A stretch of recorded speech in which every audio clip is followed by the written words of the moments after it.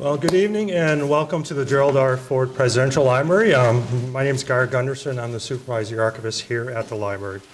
We're very pleased to have all of you with us for our final program of the fall series featuring Betty Boyd Caroli, and we appreciate you venturing out on such a blustery evening. I'm very impressed by your hardiness, by the way. Before we get started, we have a few housekeeping chores. First, please turn off all cell phones, iPhones, smartphones, and other electronic items. We are video recording our program this evening, so when we get to the question and answer portion of the program, please use the microphone at the back of the auditorium and in the center aisle when asking your questions. That way we can pick up your question on the audio for the video, and our audience members will also be able to hear you. And please remember, questions only and no lengthy public statements, as interesting as you folks may be. We would also like to thank the Gerald R. Ford Presidential Foundation and his Friends of Ford program for their financial support of our program this evening. And following tonight's program, there will be books for sale, a book signing, and a reception in the lobby. Now, I'm going to get off stage and turn it over to Kate Murray, our Special Events Coordinator, who will introduce our speaker. Kate?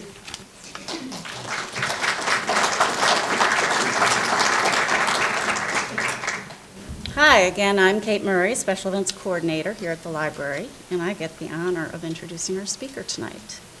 We have the distinct honor of hosting Dr. Betty Boyd Caroli, an accomplished author, professor, and expert on the role of the First Lady in the American story.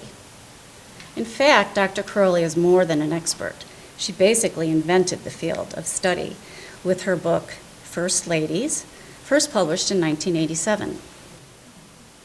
She took us from hagiography and told the story of one of our nation's most curious institutions, tracking the role as it evolved from ceremonial backdrop to substantive world figure, exploring the background, marriage, accomplishments, and failures in office of every woman who served as First Lady. A graduate of Oberlin College, Dr. Caroli earned a master's degree in mass communications from the Annenberg School of the University of Pennsylvania and a PhD in American Civilization from New York University. A Fulbright scholar to Italy, she also received fellowships and grants from the National Endowment for the Humanities, the Franklin and Eleanor Roosevelt Institute, the Hoover Presidential Library, the LBJ Foundation, and others. After studying in Salzburg, Austria, and Perugia, Italy, but before joining the faculty at the City University of New York, she taught in Palermo and Rome, Italy. Ms. Caroli is the author, co-editor, or co-author of numerous books, including The Roosevelt Women, America's First Ladies, Inside the White House, and First Ladies from Martha Washington to Michelle Obama. Frequently appearing on national television to discuss the role of presidents' wives in American politics, Dr. Caroli has been a guest on Today, The O'Reilly Factor, Lara NewsHour, Book Notes with Brian Lamb, and others. And MSNBC recently, and Hardball with Chris Matthews. She is here tonight to talk about her latest book, Lady Bird and Lyndon, which tells the story of how this marriage influenced the 36th President of the United States. Please welcome Betty Boyd Caroli. So this is my keynote. Thank you very much, Kate, and thank you all for coming out. It's nice to know that people are still interested in Lady Bird and Lyndon Johnson and know who they are. You know, a couple days after the book came out, I walked into a bookstore in New York, and I said, "Do you have that new book, Lady Bird and Lyndon?" And this very pleasant young woman said, "Now, Lady Bird and Lyndon, were they real people?" And I said, "Yes, they were. They would be the Johnsons." And she said, "Oh, the Johnsons. Well, then that would be under J." It was as though she had never heard of the combination of Lady Bird and Lyndon Johnson. So we went over and found that. So it's nice to know that people are still interested in the topic. People ask me why I decided, after writing First Ladies, to zero in on Lady Bird. And the answer is that I knew when I wrote the first edition, you're seeing the fourth edition here, which came out in 2010, but the first edition was in 1987, And I knew then that I didn't get it right on Lady Bird Johnson because there were just too many contradictions in what I wrote, and I wrote what other biographers were writing when they wrote about Lyndon Johnson. They described a shy, I think Robert Carroll uses the word shy every time he speaks of Lady Bird. She was a shy young woman who was so afraid to give a speech at graduation that she plotted to get out of it by lowering her grades. I have to say that that was one of the things I checked when I decided to work just on Lady Bird. And it's true, she came out third in her graduating class, so she didn't have to give a speech of the valedictorian or the salutatorian, but she only missed it by 1/4 of a percentage point. So if she was really trying to get out of it, she didn't leave herself much margin of error, you know. They depicted her as shy, as apolitical. You know, you often hear that letter cited that she wrote to Lyndon saying, "I do hope you're not going into politics."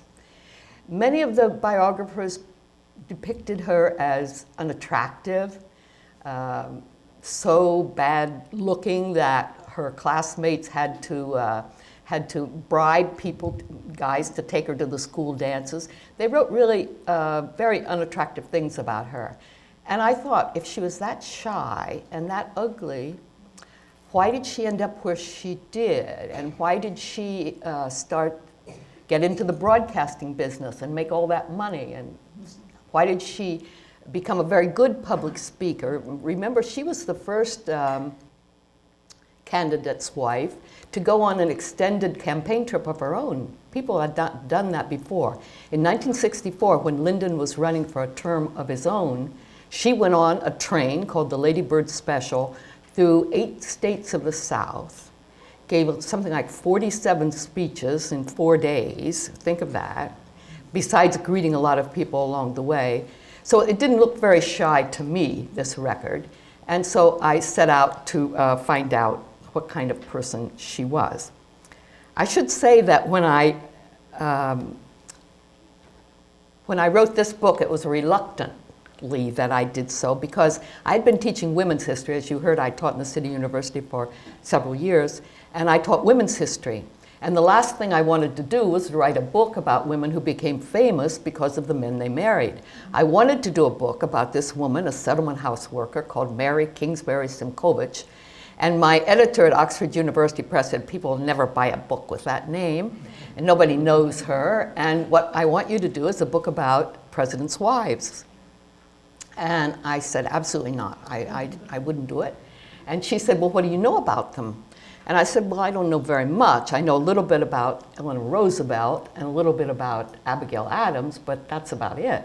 And she said, well, if you knew more, you might be more interested.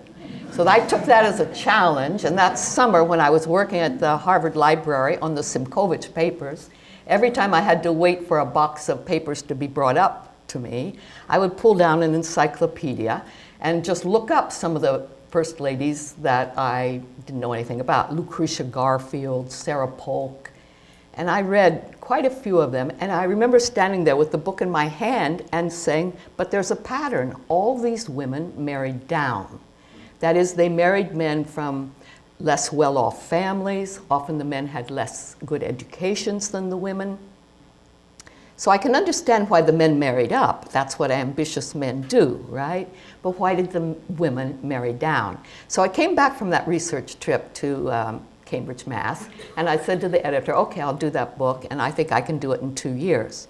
It took a lot longer than that. And I just want to say that at the very beginning of that research, I had the opportunity to go to the Grand Rapids Museum, Ford Museum, because Betty Ford sponsored a conference on the subject of First Ladies. Maybe some of you were there. To my knowledge, it was the first and only conference ever held on that subject. And for me, it was an eye-opener. I was just beginning my research, and she had invited there other First Ladies. Lady Bird Johnson, unfortunately, did not come. She was ill. Her daughters both came. Rosalind Carter was there. I met her. I've interviewed her more than once since then. Betty Ford was there, of course. Some of the children of other the staff members, like Liz Carpenter. It was a wonderful opportunity for me, and I just wish somebody else would follow up on the subject. Anyway, as I said, so many of the biographies of Lyndon cover her as just a sidekick. In biography, we say it's the plus one. You know, you write a biography and that's plus one. She often seems so overshadowed by this tall, commanding person who seemed to be so interested in power and in achievement. This is a picture of the two of them walking on the south lawn of the White House. He was 6'3", she was 5'4". And I think many people saw that as that he commanded her the way he commanded most people. You know, here he's shown with Abe Fortas, again, just towering over him. There were stories that, there were reports from very good sources that he verbally abused her in public. He would criticize her clothes or the way she did her hair. And he would say, why can't you dress like Nellie over here? Why don't you have some nice clothes? So this was the picture that I went into this book with. She was shown pretty much as the flower lady, right? The background figure, the person who worked in beautification and probably had nothing to do with any important policy. Well, one of the things I found when I started the research was that certainly the marrying down fit the Johnsons. She came from a wealthy background. Here she's shown at age about 4, very well-dressed little girl in Karnak, Texas, which is a very small town right near the border with Louisiana. The house she was born in and grew up in was a 17-room mansion, I would call it. 6 fireplaces, a very impressive place. You can't get in it because it's still in private hands. It's still owned by the descendants, I think it's a nephew of her father's 3rd wife. But the feeling between them was not very good. So I did try to get in. When I went there, I spent some time in Harrison County, Texas, and you drive up, the one road goes this way and one road goes this way, and in the middle is this very impressive house. So you do get a sense of the family, the house that she grew up in and what it must have been like to be the richest girl in town. Here's her father, T.J. Taylor, Thomas Jefferson Taylor, but everybody called him T.J., except what he really wanted them to call him was Mr. Boss. Even his kids and their friends were supposed to call him Mr. Boss because he really commanded everything in that part of the county. He owned a lot of land. Now, how did he get to own a lot of land? I spent some time in the county courthouse trying to figure out how he got a start. Because he was born in Alabama to a very poor family, really tenant farmers. And the woman he married, Minnie Patillo, Lady Bird's mother, came from a wealthy family. And the story was that the two of them met, but her family didn't want anything to do with him.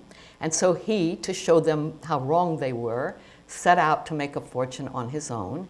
And he went just across the border. He'd crossed Louisiana into Texas. It's just about 15 miles into Texas, right at the border.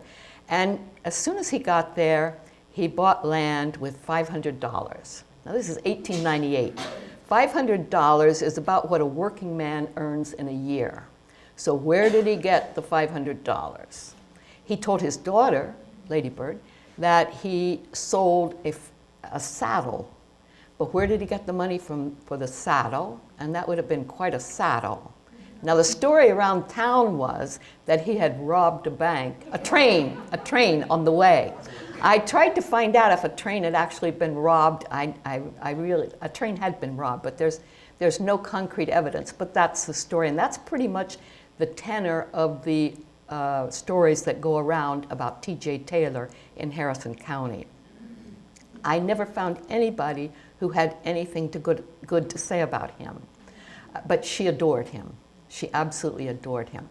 He owned, as I said, a lot of land. He bought and traded and sold and combined, and it's difficult to follow the paper trail. But he built up quite a fortune. Had the store that sold everything.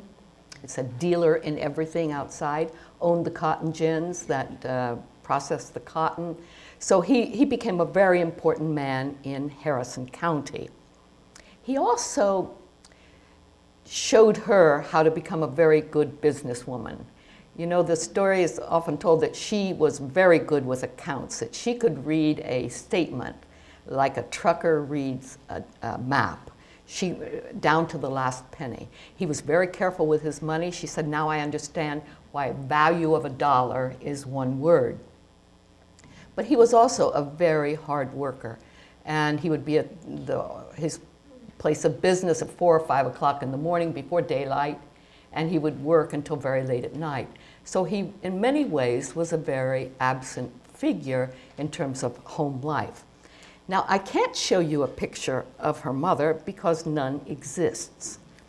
And I thought this was strange when I did the book on First Ladies. In fact, I thought the whole story of how Lady Bird's mother died was a little, it didn't really make sense to me. The story given in, I believe, virtually every biography of Lyndon is that Minnie Patillo Taylor was 44 years old and pregnant and was tripped by a dog and fell down a flight of stairs and died. Well, I thought that could happen, I suppose, but it's kind of an unusual way to die. It's the story that Lady Bird told her daughters because Linda, the older daughter, said that when she was pregnant, she was always very careful when a dog came near because she feared falling down as her grandmother had done. But when I went to Harrison County, I really wanted to get behind that. And so, that story, I really wanted to find the truth. So one biographer, her biographer, Jan Jarbo Russell, who did a book about her in the 1990s, said that the death certificate for the mother was missing. But I went to the county courthouse, maybe it was at that time, and they found it since, but anyway, I found it, and it said she died of septicemia, which is, of course, what we call blood poisoning. So I thought, she could have gotten, I suppose, cut in the fall down the steps and developed blood poisoning, but I looked at the death certificate and I saw that it was not signed by the family doctor, it was signed by somebody else. So I went to the local church where she would have had a funeral, and I found that she was buried within 24 hours of dying and there was no funeral, which was unusual, very unusual in that time, except that in 1918, and that's the year that she died, there was a big flu epidemic. So somebody said, well, maybe they just buried everybody fast to take care of that. But there was no flu epidemic in Harrison County. So what else did I do? I went to the church, then I went to the newspaper. I figured, well, there should be something there, right, about her death, and because actually we're talking about a small town. The newspaper records for those 3 months are missing from the local newspaper and from the local college that has a complete set. And so finally I went to the cemetery and I said, well, if she was really pregnant, and everybody said she was pregnant, the pregnancy was always a central part of the story of how she died. If she was pregnant, then her tombstone should have something about her stillborn child or the baby. There's absolutely no mention of it on the tombstone. So then I thought, having taught women's history for many years, I thought back to what could cause blood poisoning in 1918. And I remembered that I had always learned that blood poisoning was a common cause of death among women who aborted using a metal object.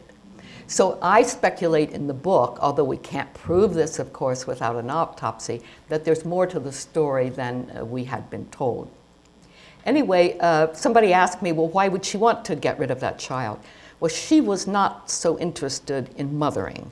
She had given birth to 2 sons after she married TJ, and then she left him and took the 2 boys back to Alabama, and she stayed 4 years. And he sued for a divorce and got the divorce, and then she came back. By then he had bought this big house for her, and soon after that Lady Bird was born. But Lady Bird, who was about 5 when her mother died, she was just short of her 6th birthday, she said that she had found in her mother's papers pamphlets, and the mother was already deciding to send Lady Bird away to boarding school. So I think if you add it all up, Minnie Patillo is an interesting figure in Lady Bird's life. And Lady Bird said that her parents had a very stressful marriage. Well, think of it. I mean, they were separated for a long period. actually got a divorce, then got back together, and everybody says they disagreed on just about everything. Now it's not going to move this. We moved 300 miles west from this big house and TJ and Minnie to a very different situation. Here is Lyndon, age 8, they say, looking just like he looked later, right? I mean, you look at that picture and you know who that is. And the house that he was born in, and you can walk through this. This is a part of the Park Service. You can actually walk through that. It's very low ceilinged. Maybe some of you have. Low ceilinged, 4 rooms. And people say that this, which was a rebuilt version of the house where he was born, is actually grander and bigger with slightly higher ceilings than when he was growing up. It's a very modest house.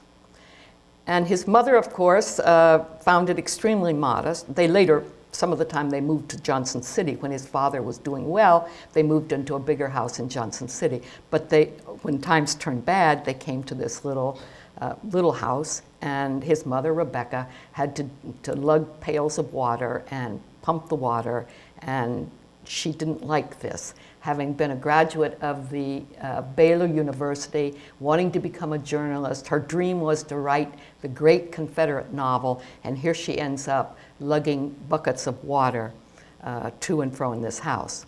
Also, unlike Lady Bird, it's very hard to find a picture of Lady Bird with her 2 older brothers because she really never knew them. They were always away at boarding school, and I don't mean in the next county. The mother sent them so far away that they couldn't even come home for vacations. She sent them to upstate New York. So it would be a 3-day train trip right back to Carnac, Texas. So there were long periods when they were just not part of the picture. In fact, they didn't hear about their mother's death for a year because their father didn't tell them. Another point in that, the story of the mother's death. Lyndon's shown here, one of 5, the oldest, and the younger one said that he learned very early to boss them all around. Their father was in the state legislature for several years, on and off, and when he left to go to Austin to serve in the legislature, somebody had to look after the ranch. Of course, his wife was there, but Lyndon, being the oldest child, was put in charge. And the younger siblings said that he very quickly learned to assign them all the chores so that he could go off and do what he wanted. So you have very different backgrounds. I looked then at Lady Bird. Was she this shy, averse to risk person that people described? And I found she was a very adventuresome child. Here she is in an airplane. She's about 12, 14 years old. She said it was the most exciting ride of my young life. I loved it. She had a car when she was 13. You didn't need a license in Texas. And her father, being the richest man in town, as one woman said, T.J. Taylor owned everything. And he bought her a car so she could drive herself to school. And the woman who told me that, talked to me about this, she said, you know, Lady Bird Johnson had a car when my family didn't even have a car. And it was clear that there was a lot of envy among, as there, you can imagine, among her classmates. She was also, of course, a more glamorous figure, I found. The idea that she didn't have boyfriends is simply not true. There are lots of pictures that I didn't put in the book of her on the local lake with a boyfriend, you know, vamping like a movie star. Here she's shown with a white fur. And she went to the University of Texas at Austin. Well, I should back up when I say she was a risk taker, because she went the first 6 years to a little one-room school down the road. And then she went 2 years to live in what we would call a rooming house, really, with her aunt. And the rooming house was in the nearby town, about 12 miles from home. And she said it was there that she learned from the 2 retired teachers who ran the rooming house how to act like the perfect Southern lady, how to roll her eyes, how to draw out her vowels. And I think she was very aware early on that this appearance of sort of feminine incapacity, you know, incompetence, could win her many admirers. So here she's shown, well, so 2 years then in Jefferson, learning that, and then she went to Marshall High School and graduated at 15. Now it's clear, even from that point, that she really wanted to get out of that provincial background. And so she heard about a school in Dallas, which is about 150 miles from where she grew up, an Episcopal boarding school called St. Mary's Episcopal School for Girls. It was really like a junior college. And she said that there she met people who had traveled the world. She fell in love with theater. She had English teachers who showed her how to write. It was a very important 2 years. But then at 17, she has to decide what to do next, right? And she enrolled at the University of Texas at Austin. And this is a picture. This period is very well documented. Her classmates talked about how she always had a car, and they would go over into Mexico. They would drive around. They had late night picnics and so forth. Now, if I can just show, she's this one. She looks more like a debutante. Maybe that's not clear, but notice she's wearing a V-neck black dress, ankle extended. It's clear that if she was elected to the Women's Athletic Board, which is what this is, that she wasn't the wallflower that we have been shown. She graduated, well, she could have graduated in 1933, but she decided to stay an extra year and get a second degree, a degree in journalism, because she said a journalism degree will let me have a job in some exciting place like Alaska or Hawaii. And so she did stay that extra year and graduated in June of 1934. She had plenty of money. You know, she could have done anything she wanted, but she went back to live with her father. And in September of that year, on September 5, she happened to be in the office of a friend in Austin when a man by the name of Lyndon Johnson walked in. So this woman, whose name was Jean Beringer, was a friend of Lyndon's, and her family had known Lady Bird all Lady Bird's life. Jean Beringer introduced them that Wednesday afternoon. Lyndon had another date that night, but he quickly made a date with Lady Bird for the next day. They spent the next 5 days together. Lady Bird said he asked her to marry him the very first day. She thought he was crazy. He introduced her to his family. He introduced her to his boss, because he was working at that time in Washington as the assistant to a congressman. He was just back in Texas on business. They spent 5 days together, from that Thursday to the following Monday. The following Monday, she took him back to meet her father, because Lyndon was on his way back to Washington, and her father lived on the route back. And he left then on Tuesday morning to drive the 3 days back to Washington, begging her to marry him and come with him right then. And she kept saying no. And he, the very first night, sits down in the motel in Memphis, Tennessee, and writes her a letter about how he loved being with her, and he really wishes she had come with him. And he says, I hope there's a letter waiting for me when I get to Washington on Thursday.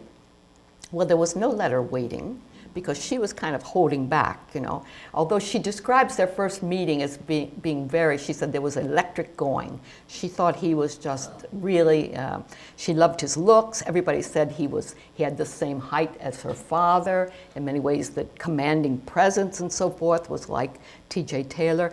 So she was kind of, she said, I knew I had met something special, someone special, I just didn't know what. But she also held back and didn't write him a letter. And when a letter didn't arrive by Friday, he was mad. And he wrote a kind of an accusatory letter saying, well, you don't care about me, what kind of person are you? I think she got the idea right then that he was a man who could be very moody and a little difficult. So they wrote letters. And for me, doing this book, these letters were a gold mine. They just became available in February of 2013. While I was working on the book. There are about 80 of them. Some of hers had been there in the library before, but there was a deed problem with his, and so we couldn't see his until, as I said, fairly recently. They're all online now. You can go on and read. There are about 80 of them. If you count, it depends on what you count. Sometimes there are 2 in one day. Sometimes it's just a note that was put inside a book that he sent her, or sometimes it's a telegram and so forth, but 80 or so of these letters. And in the book, I say that they really spell out what each wanted in the other and what each expected. You see the moody Lyndon Johnson, you see the secretive Lyndon Johnson. He'll write her, lots of things are happening, but I can't tell you because I'm afraid of the outcome. And then she'll write back, oh, please tell me. And then he'll say, well, I wrote you a letter, but I tore it up without sending it because I really don't want you to know yet. You see that he needed somebody to boost his ego. When she didn't write, he'd say, oh, I feel so down in the dumps. If you don't write me, I just don't know what will happen. This is the picture that she sent him in October. They decided, now, again, just to repeat, on September 10, he goes back to Washington, and he doesn't come back to Texas until Halloween, the end of October. So you've got, about 7 weeks in there. And they wrote these letters, and in the middle of that, he says, I need a picture of you. And she says, well, I want a picture of you. And this is the one that she sent him. This is the one that he sent her. And I don't know if you can read, but it says, for Bird, a lovely girl with ideals, principles, intelligence, and refinement from her sincere admirer, Lyndon. That's what he saw in her, right? The principles, ideals, and now she got that picture and she said, you look awfully arrogant in that picture, and you know how I hate arrogance. But she said, and when I looked at it a little longer, I decided it was just a nice confidence that you're showing, and I really do like the picture. This is the letter, and this is the one I used in the book. Many of his letters went on for 5-6 pages in handwriting, you see, and he wasn't used to writing by hand because he worked in a congressional office. He was technically called a secretary, but it really meant assistant to the congressman, and he was used to other people typing up the letters. He said that in one of the first letters. This is hard for me to write, but this one I put in because it was short enough to go on one page so I could use it in the book. Although I cite the letters a lot in the book. It says, this is written on Monday night, or is it Wednesday night? Wednesday night. That was one of the problems. They didn't put a date on the letter, but the library then assigned more or less. They could figure out, so in fact, it'll say a question mark because I don't know exactly the date. This says, my dearest, tonight I'm a sick little man. Am going to bed without looking at a law book. When he went back to Washington, he signed up to go to law school, but he didn't last long. He says, the flu hit me today, and if I don't feel better in the morning, I won't go to the office. I wish you were here to nurse me, but you aren't. Good night, honey. He was always saying how much he needed her to nurse me and to help me climb, he would say. You get the idea that he recognized very early on that she could be an important part of his career, which is, of course, what I decided she turned out to be. And he addressed it to Miss Bird Taylor, because remember, she was always called Bird then, never Lady Bird. Miss Bird Taylor, Karnak, Texas, no zip code or anything. And I think the stamp is 1 cent. Sometimes you see immediately in the courtship that he could be extravagant, and she, as we said before, knew the value of $1. And so every time he sent something special delivery, she'd say, now, you just save that extra dime because it gets here just the same. Miss Bird Taylor. We can talk a little bit afterwards maybe about how Lady Bird developed from what was her real name, of course, was Claudia Alta Taylor. And she always signed business documents to the end of her life. Claudia T. Johnson. That was her official name. So he came back to Texas on Halloween and wanted her to marry him, and she said by then she still thought it was crazy. She had known him so few weeks and had been with him very little of that. And so she had planned, actually, before he got there, to go visit her aunt, her mother's sister, in Georgia, and some other cousins in Louisiana, Alabama. So she went off on her trip, and he kept sending flowers and sending letters. And she decided, everybody there told her, her relatives were telling her, it's crazy to marry somebody when you don't even know him. Her Aunt Effie, who had in a way been the only maternal figure she had known, said, if he loves you, he'll wait for you, and why don't you go ahead? You've got that journalism degree. Why don't you do something in your own name? Why don't you make a name for yourself? But Lady Bird got so tired of hearing that from everybody that when she got back to home, to Texas, to Karnak, on the November 16, there was Lyndon saying, let's get married. And without even unpacking her suitcase, she threw in an extra dress, and they started off on Saturday morning towards San Antonio. And they were married that Saturday evening in San Antonio in a church. Now, she didn't even have family there. She started that trip. She said, I didn't know if I wanted to marry him, certainly that fast. But I always thought I could get out of the car on the way. But she got down there, and Lyndon had called ahead because this was in the district where he had been the assistant to the congressman. So he had a lot of contacts. And he had the marriage ceremony arranged for 6 o'clock that night in a San Antonio church. So they married November 17, took a short honeymoon to Mexico. And by New Year's Eve, December 31st, just a few weeks later, he had taken her to Washington and resumed his job as the assistant to the congressman. She took to Washington, I mean, any idea that she was not interested in politics or government is shown completely wrong by how she took to Washington. Immediately, she starts entertaining. You know, they had this little rented apartment with a furnished apartment. This woman who grew up in a house of 17 rooms and all those fireplaces, had never swept a floor or cooked a meal, suddenly is living in a little cramped apartment. And what does she do? She starts inviting other congressmen and their wives to dinner. She wasn't a very good cook, obviously. Lyndon got her a cookbook. One of the first gifts was a cookbook. And so she would try very hard. And she would show people who came to Texas, who came from Texas to Washington. She would give them a guided tour, invite them back to the house.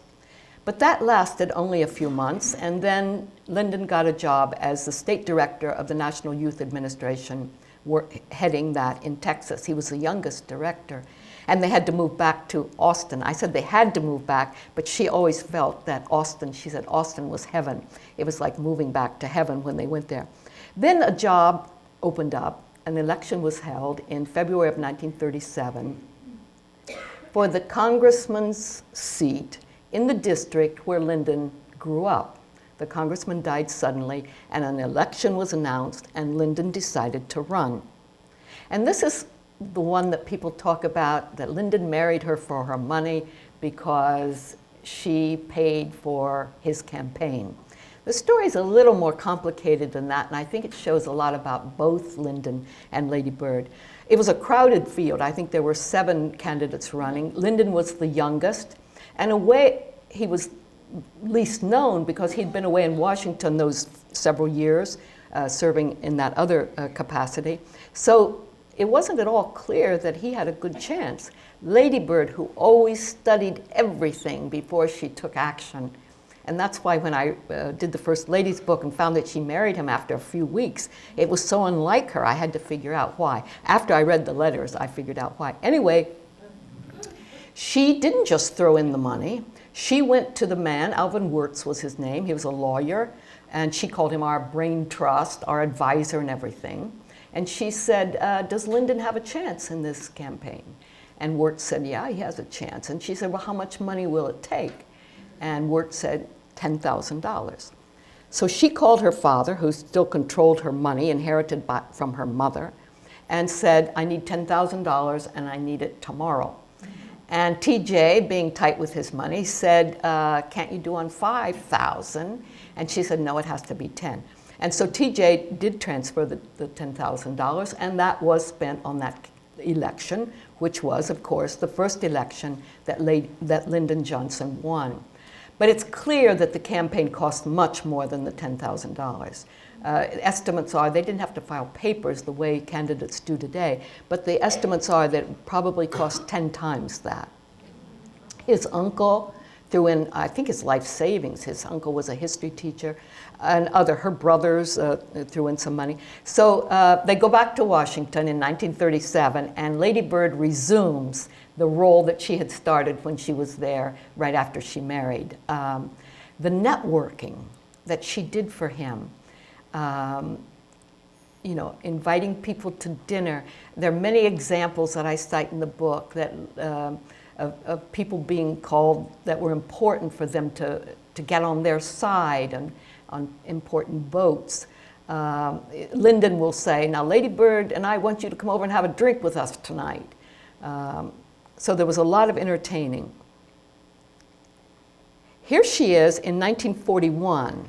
Now, 1941, 4 years after he got to the House of Representatives, a job opened as a senator from Texas. Again, the senator had died. One of Texas's 2 senators had died. It was, the election was coming up, and Lyndon decided to run.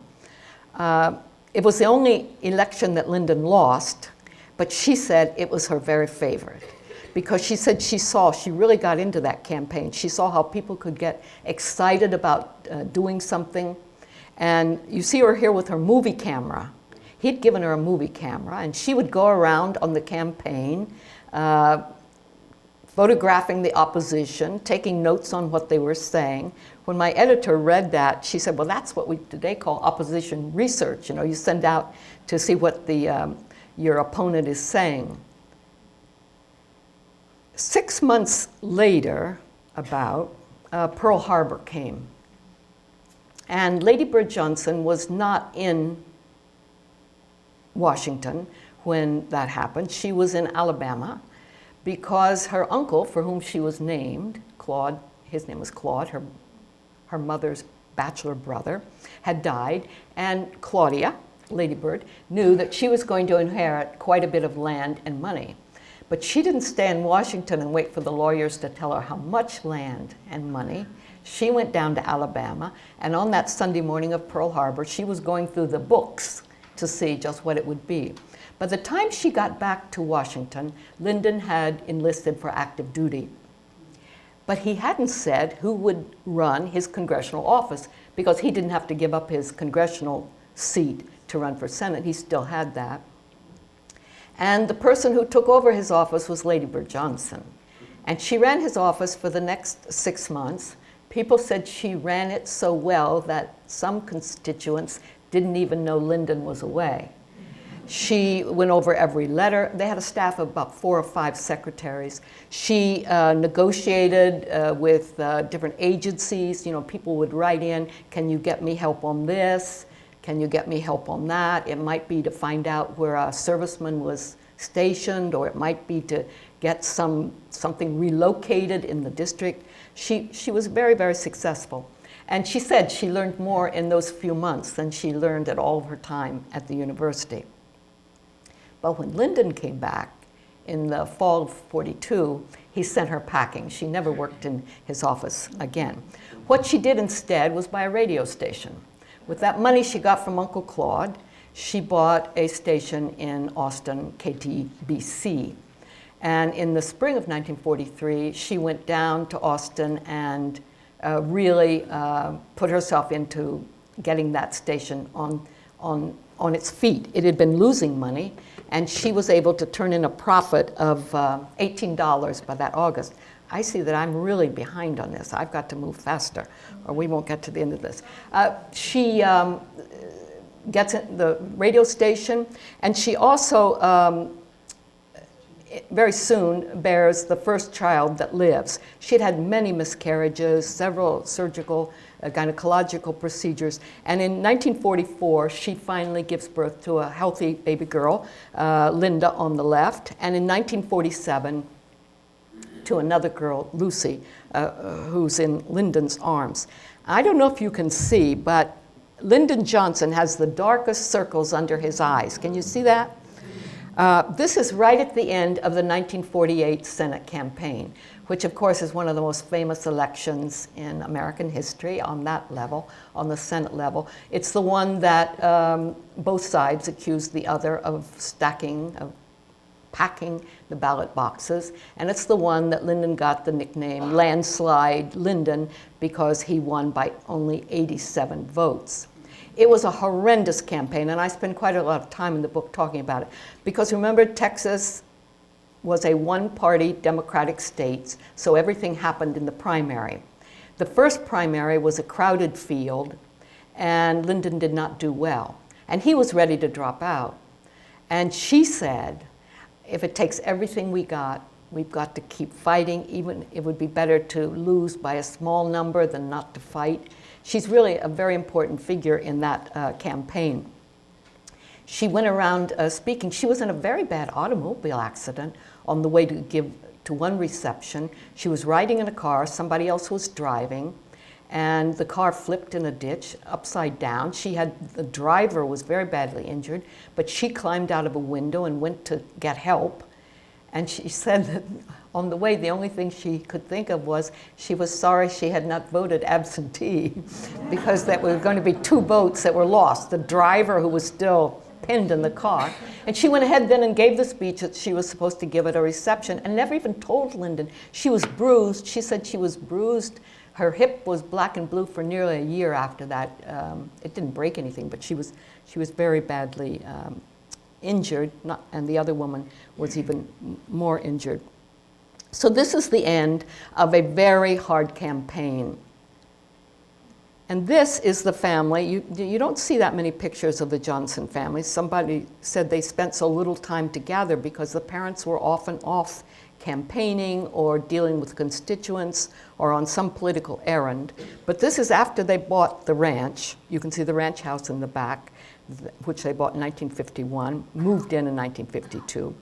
Here is a picture of the inauguration of Lyndon Johnson, when he's standing there ready to be inaugurated in Dallas on November 22nd, 1963. Everybody knows the story, and you've all seen the more famous picture of Jackie. Now they're with them. Here they're waiting for Jackie to appear. She does appear. In this picture, you'll see Lady Bird leaning forward, saying something consoling, presumably, to Jackie. I can't even imagine what was going through Jackie's mind at that point. This is, I think, the only picture in American history it's the only occasion in which the widow of a deceased president is present for the inauguration of his successor. I looked back carefully at the pictures of Eleanor Roosevelt to see if she was there at the inauguration of Harry Truman in 1945, because remember, Eleanor was in Washington, even though FDR died in Georgia. And the story's always told, of course, that Harry Truman went up to Eleanor Roosevelt and said, "What can we do for you now?" And she said, no, Mr. Truman, you're the one who's going to need our help now. So she was definitely in the White House, but she's not in the pictures. You see Best Truman there, but you don't see Eleanor Roosevelt. So this is the inauguration. It's the less famous. Here's the other inauguration that I wanted to show you. When Lyndon Johnson won a term of his own in 1964 and was inaugurated on January 20th, 1965, Lady Bird, you can't see it here very well, but she's there in the picture close because she was holding the Bible. And she's the first wife to do that. It was always held, the Bible was always held by a legislative assistant. And in this case, nobody had clued him in, and he's standing awkwardly aside, like, what am I doing here? But it puts her in the picture for almost every photo that you'll see of that inauguration. And I was curious who decided to give her that role. And in her unpublished diary, which also became available while I was working on this book, she published that big 800-page diary, but she recorded about 8 times that. And it's now available, and I was able to read it. The last batch I got just in June of this year. Anyway, she says there that it was very sweet of Lyndon that he said she'd been so important in the whole thing that he wanted her to hold the Bible. She took over the job. She said it was like being on stage for a part she never rehearsed, but in fact, nobody came to that job better prepared than she. She'd lived in Washington for 30 years or so, part of every year at least. She knew the journalists by first name. She knew the wives of congressmen and senators. And here's the group of women who volunteered, came to her house to help answer the condolence letters that came in after the assassination of President Kennedy. Now, as I said before, Lady Bird was often put on the phone, or if you saw her leaning forward to talk to Jackie Kennedy, Lyndon would often put her on the phone to talk to people that he wanted to win over. Those phone conversations are online. You can go on and listen. And here you can see that I was on an interview the other day on the radio, and they played one tape. I mean, she just drips honey, you know, when she talks. Oh, we just wish you were here. We love you so much, and you're the most important people. And it's really, she was very good at it, and he knew she was good at it. They called Rose Kennedy on the plane back from Dallas, and that must have been a very difficult call to make, right? Right after President Kennedy was killed. And who did Lyndon put on the phone? Here's Lady Bird, and then she does talk. Here he is. I call her the people pleaser of all time. I mean, people told me that they had doubts about Lyndon Johnson, but Lady Bird, one photographer who worked at the White House, told me how upset he was for Lyndon for being criticized for not being where he was supposed to be. And Lady Bird came out afterwards and said, you know, I'm really sorry you got in trouble for that. You know how much you mean to us. And this photographer said to me, I don't know about Lyndon, but Lady Bird, I would walk over hot coals for her. And you hear that from so many of the staff. You know, they'd get really fed up. He could be very, well, somebody said he was a crude and cruel man. And he would criticize staff for what they looked like, for what they were wearing. He could be really terrible. But then Lady Bird would come and soothe the wounds. Here she is, patting him on the knee on board a plane. I think few people realize that when he was going through the very bad period of the criticism over Vietnam and so forth, that he was often just he was depressed and upset and blaming other people. He would lash out and say, everybody's a communist, all the networks are controlled by communists. He would make all sorts of outrageous charges. And it was Lady Bird who would say, now Lyndon, if he said it in front of other people, now Lyndon, don't you think maybe? This was the way, she called it infiltration, the way to sort of calm him down or boost him up if he, here she is with her press secretary, Liz Carpenter. She's the first lady to have what I call a competent staff of her own. A couple dozen people, very, very well suited for what they needed to do. Here she is in the Oval Office, going over a paper with Lyndon. Here she is. I thought about using this for the jacket of the book because it sort of symbolizes what role she played. You know, she cleaned up his messes, she sheltered him, she boosted his morale, she gave him good advice. She said she gave him good judgment. Here she is on a plane, and you see her, the back of the president is to us, and then that Secretary of Defense McNamara and the ambassador to the Soviet Union, Tommy Thompson. I do not think they are talking about the weather. I think they are having a deep discussion about something. Here she is on one of her own forays into part of the war on poverty, and in Kentucky at a one-room school at a place so far back in the woods that she had to walk to it. And she said she was happy to drink out of a zinc bucket, like the zinc bucket that they had in the one-room school where she grew up. Here she is with, one of the things I deal with in the book is Lyndon's relationship with other women and the rumors that circulated at the time. And she says, Lyndon always wanted the most beautiful woman beside him. Tonight it is, and then she names this woman. So as I said, she did something that every first lady since her has done, except for Pat Nixon, to write the book about her White House years, a White House diary. And as I said, it's only part of what she... After Lyndon died in 1973, she told Barbara Walters that during her marriage, which was almost 40 years, she put a lot of things on the shelf. And after Lyndon died, she took them down. And one of them was travel. You know, he never traveled anywhere except for work. She loved travel, and she went all sorts of exotic places. Here she's shown in Venice, which she did not like. And you can sort of see why. It's not her type place. Not many wildflowers in Venice. Here she is on Martha's Vineyard with Walter Cronkite. Remember, Lyndon Johnson had a big feud with Walter Cronkite, and there was a particularly bad feeling. Lyndon gave, I think it was 8 interviews, extended interviews, after his presidency ended. He gave those interviews to Walter Cronkite. They were supposed to be edited and then presented as a kind of a record of the administration, because one interview was on civil rights, another one on Vietnam, and so forth.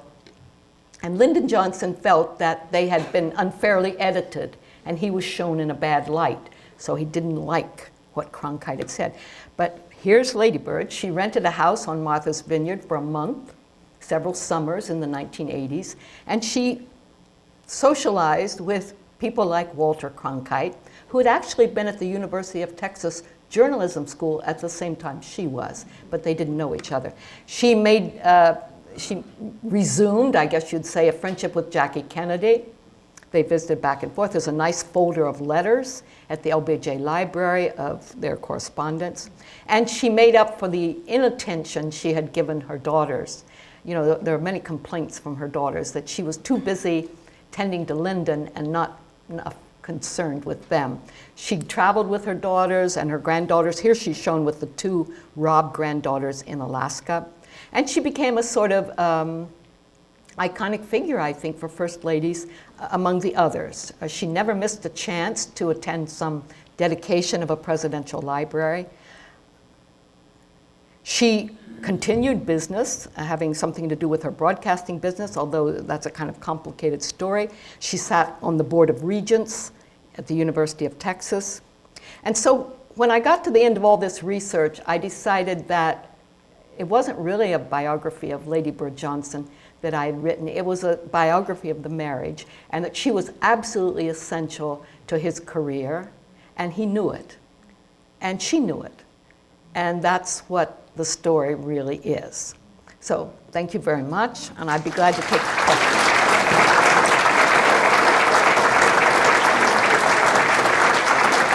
I understand there's a mic at the back, and everybody will go to the back. As I read through the book, is this on? Oh, sorry. As I read through the book, I kept having the same feeling.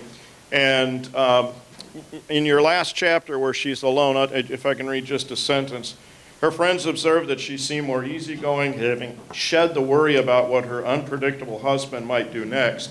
It struck me that she always had to be alert, on the edge, bring him down, bring him up, whatever, cover up for this or that, and be careful at what she said, like you mentioned when Anne Morrow Lindbergh interviewed her. Do you think she was ever relaxed around him? Do you think she ever just enjoyed being with him? Oh yes, on that sometimes she'll talk in very loving terms. I mean, I remember once they're on the boat after, I think it was after he had signed the Higher Education Act in the spring of '64, right? And they go back to the ranch, and it'd been really a hectic day and so forth, and then they go to the boat, and they're lying there, and he starts talking about retiring from the presidency and just living on the ranch. I think it says teaching school or having an insurance business or something about that. And it's clear that she loved him. She got fed up with him. She'd say, Lyndon made me really mad when he criticized me about how I handled that. But then she'll come back and talk about how important the work was that he was doing, and how she thought she had a part to play in that. So everybody did say, I think without exception, the people who knew her before he died and after said she just had more fun afterwards, because she was always on the alert for a person he might offend or some mess he was going to make. He was so unpredictable. Yes. Does that make sense? Yes. Yes. Indeed. Another quick question, since I don't see a line. Were you able to actually handle the courtship letters in your research? I was not there when they became, have not been to the library since they became available. One of the things in doing, so they were sent to me on a CD. Okay. But you can, I don't know if anybody can handle them. That's a good question. I just think I that would would hope have been not. marvelous for you if you could have actually touched them. Well, I was just so delighted to read them in the completeness, and as I said, anybody can read them. I didn't get any special consideration on that. I don't think they always say Woodrow Wilson's love letters are the most touching in American history, but I think Lyndon Johnson's are more revealing. So I urge you all to go online and read them. Thank you. Any other questions? I think I've kept you all a little beyond the usual hour. So I'd be glad to answer questions, or we can just call it quits now. What do you think? Okay, thank you.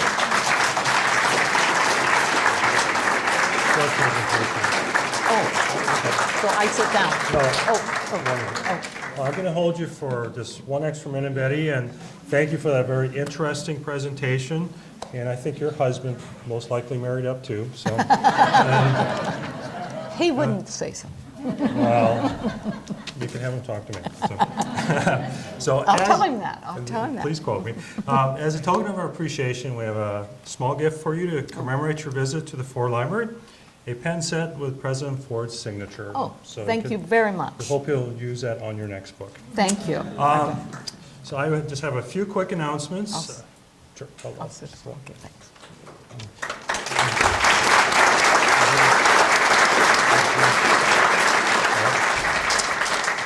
Just the way we rehearsed it. So, so before we adjourn, just a few quick announcements. We are in a process of scheduling several programs for our winter-spring series of public programs. So we will be posting updates on our website and sending out email notifications once those programs are finalized. So please stay tuned on that front. If you would like to join our email list and receive program notifications, we have sign-up forms available just outside the auditorium. If you would like to join Friends of Ford's and help support programming at the Ford Library, we have forms available for that as well. And for those of you who would like to learn more about history and primary sources, you're welcome to visit our archives Monday through Friday, 8:45 until 4:45. And we will be very happy to turn you into seasoned researchers. And with that, now it's my pleasure to invite you to meet our speaker, get your book signed, and enjoy the reception. And thank you all for coming. Thanks.